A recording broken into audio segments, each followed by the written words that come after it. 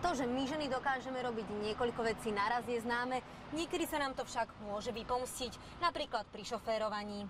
Pomaličky, že posúvala za autami, že dávala si špirálu, že stále troška, až rozbila celý predok, jemu zadok. Sú ženy, ktoré milujú šoférovanie pri hlasnej hudbe a popri tom si poťahujú z cigarety. Vodič fajčil, spadol mu popol dole a chcel to nejakým spôsobom zodvihnúť, alebo nastala dopravná nehoda. Všetky rozptýľujúce aktivity, či už lakovanie nechtov, telefonovanie, malovanie sa odvádzajú pozornosť vodiča a tým pádom on nevenuje plnú pozornosť na šoférovanie. Ďalším nevhodným doplnkom sú aj topánky na vysokých opätkoch. Niektoré si ich nevyzujeme ani predtým, ako si sadneme za volant. Nemôžu v nízkych botech, pretože bych nedošáhla, takže určite jedine v opätkoch.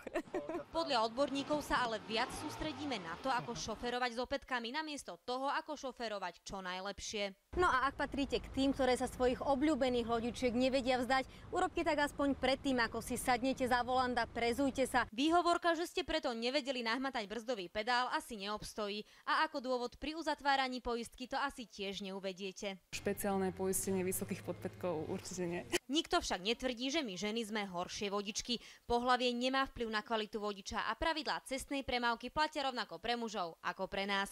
Henrieta Hajtová, televízia Markíza.